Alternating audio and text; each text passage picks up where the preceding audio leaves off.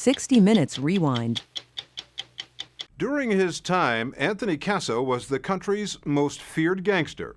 As we first reported back in September, he was once the boss of New York's Lucchese crime family. He ruled by extorting, intimidating, or murdering not only his mob rivals, but legitimate businessmen, law enforcement officials, and anyone else who got in his way. After Casso was arrested in 1993, he cut a deal with the government to testify against the mob in exchange for leniency. The deal fell apart, but not before Casso gave prosecutors a detailed history of how he took control of some of this country's leading industries and how he personally participated in the murders of 36 people. That's right, 36 people. We met Casso at the Metropolitan Correctional Center in New York City just before he was shipped out to a maximum security prison to serve a life sentence. Not one, but 13 life sentences, plus 455 years. Despite a lifetime of violence and treachery, Casso says nothing beats being a mafia boss. It's better than being a Hollywood star. No matter where you go with your family, they don't know what to do for you, the people. I mean, don't get me wrong, they know you're a gangster, they know what you are. They go all out for you. Like go to restaurants, you don't wait online. They'll get you a table right away. You'll get the best of foods, the best of wines. So why did these people treat you that way? Because they knew I was with organized crime. They knew I was a mafia member. And as a mafia member, Casso was an unusually menacing figure with a reputation for being hot-tempered and sadistic. Take the case of Jimmy Heidel, a rival mobster who was tapped to kill Casso. Heidel botched the job, only wounding him, and then Casso hunted Heidel down. I took him to a place that I had prearranged, somebody's house that I could use. I brought him in there, sat him down. I wanted to know why I was shot, and who told you, and who else was involved, and who told you, who gave you the orders to shoot me. After you were finished with it, you killed it? Right. Was it just one shot to the head? No, I didn't shoot him in that. I didn't shoot him. I was in somebody's house. You make a mess. I shot him a couple of times. I didn't torture the kid. I didn't do anything like that. I shot him a couple of times. The kid died. Well, what's a couple? More than a couple. It's a couple. Really, I don't know the exact amount. Maybe I shot him 10 times, 12 times. Maybe 15 even. It could have been 15. Why? That's the hatred I had for him. I wanted to beat him with the gun after it was empty. He just tried to kill me. He doesn't deserve anything. That's the law anyway. That was your law? There's the law of the mafia. Casso learned the law of the mafia as a young boy. He was groomed by his late father, Michael, a mob enforcer in the 1930s and 40s.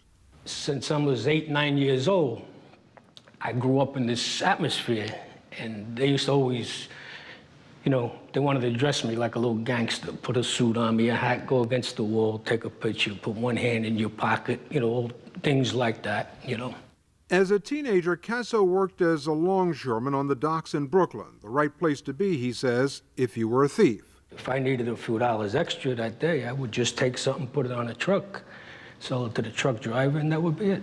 So if you were unloading the ship, isn't there somebody there watching what you're doing? Yeah, but they were all doing the same thing I'm doing. Doing the same thing. Did it ever occur to you to try to earn a legitimate living, to have a 9-to-5 job? I did have a 9-to-5 job, and I was still a thief. And I was a good thief. With exceptional talents as a hitman and a moneymaker, Casso quickly rose to the top of the Lucchese family. In 1990, with law enforcement closing in on him, Casso became a fugitive, which landed him a spot on the FBI's wanted list. After a nationwide manhunt, Casso was finally captured in 1993. He's really, really within a world of criminals that are bad people, that are killers, who are just treacherous, deceitful people. He stands out. Valerie Caproni was the assistant U.S. attorney in charge of Casso's case. She says Casso knows no limits. He was involved in a conspiracy to murder a federal judge. He was involved in a conspiracy to murder a federal prosecutor. He murdered and authorized the murder of witnesses. I mean, these sorts of crimes are beyond the pale. Casso ended up pleading guilty to more than 100 crimes, and in hopes of getting out of jail one day, he, like several other high-ranking mobsters before him, turned on his mafia family and became a government informant. Good afternoon, Mr. Chairman and members of the subcommittee. In 1996, hidden behind a curtain, Casso, who was in the Federal Witness Protection Program, testified on Capitol Hill and exposed the mafia's lucrative partnership with Russian organized crime groups, which owned hundreds of gas stations in the New York area. Tying in Russian organized crime made large amounts of money by working scams to avoid paying tax on gasoline. Don't you guys take a blood oath not to talk about the mafia to anyone outside of the family? Isn't there a code of silence, omerta, isn't that what it's called? Right. What happened to all of that? I could see the handwriting on the wall. There was all the old timers were gone. There was nobody honorable left out there, and this was my time to depart.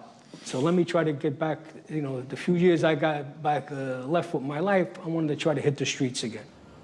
Casso told the government all about the mafia's day-to-day operations in places like this, New York City's Garment Center.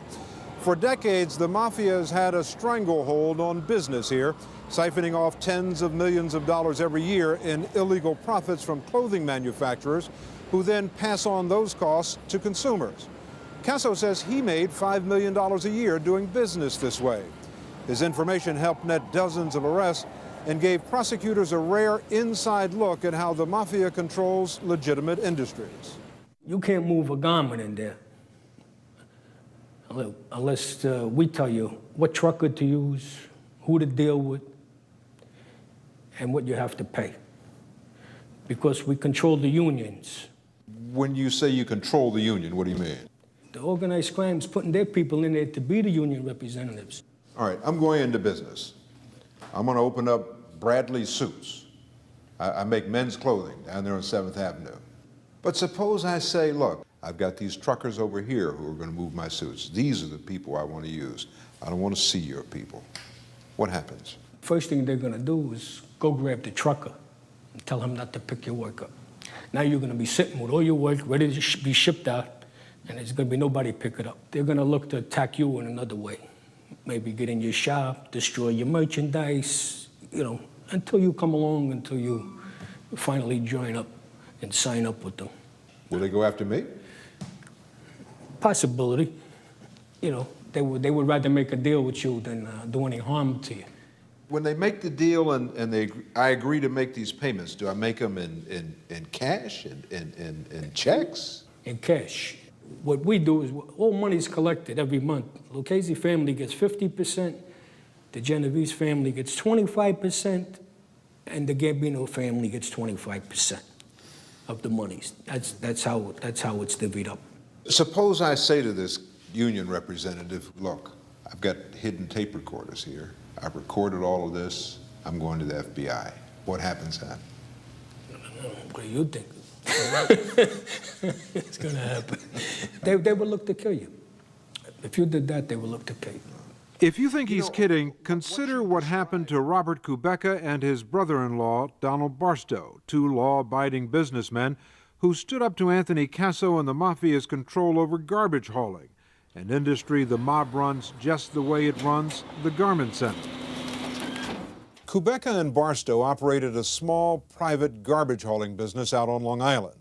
After refusing repeated demands to pay the mob a fee to stay in business, and fed up with death threats and damage to their property, in 1982, the two men agreed to work undercover for the government. That was more than Anthony Casso and the Mafia were going to put up with. Once they were marked that they were informant on the association, on the garbage industry, we want to protect our interests. And the next step is, the only way to get rid of them is you would have to kill them. And then finally, that's what it came to. Early one morning, as Robert Kubeka and Donald Barstow were opening for business, two men sent by Anthony Casso quietly walked in and fired 10 shots, killing Kubeka and Barstow. They were legitimate businessmen, family men. They were trying to run a business, fair and above board. They had wives, children. They were ordered killed. Do you have any regrets about that? I don't have any regrets about. I never knew them. I don't know their wife and children. But it's just like business with us. I don't have any feelings about it one way or the other. That's what had to be done. The story will continue after this. Despite his involvement in 36 murders, Anthony Casso's cooperation agreement with the government had all but guaranteed that one day he would get to walk out of prison, but not anymore. Prosecutors recently ripped up their agreement with Casso, saying he repeatedly committed crimes in prison after becoming an informant, that he bribed guards to have goods smuggled in, that he assaulted another inmate, and that he made false accusations against other mob witnesses. In all likelihood, Casso will now spend the rest of his life behind bars. If you want to be a gangster, be a gangster. If you want to be a government witness, come and be a government witness. You can't straddle the line, because we are going to pull the plug on the cooperation agreement if we catch you doing that. And with Casso, that's exactly what happened. It was his decision not to come on board 100%, not ours. Casso says he was double-crossed, that the government used him for his information and then broke its agreement over what he insists were minor infractions. Casso now says he regrets his decision to become an informant, a decision he says he made over the strong objections of his immediate family, which feared the mob would retaliate against them. I got an older brother. He was over there crying like a baby, and how could you do it, and what about us? Look what you're doing to us. You're ruining our lives, you know. And then my daughter got on the phone.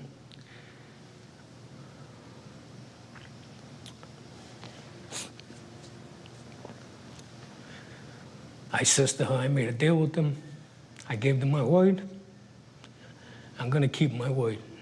And for the government, I went against my daughter's wishes. And now you think the government hung you out to dry? Without a doubt. Without a doubt. You get emotional about your family. Yes. It's understandable. You love them very much, you miss them. Very much. What about all the people who've been hurt in the course of your years in this mafia business? You pled guilty to more than 100 crimes, participating in some level in 36 murders. Right. What about the families of those people? Look, I didn't know them, so I really, personal feelings, I gotta be honest, I didn't know them. You don't have any trouble sleeping at night? You don't have a bad conscience about all of this? Over the victims' families? No, I don't.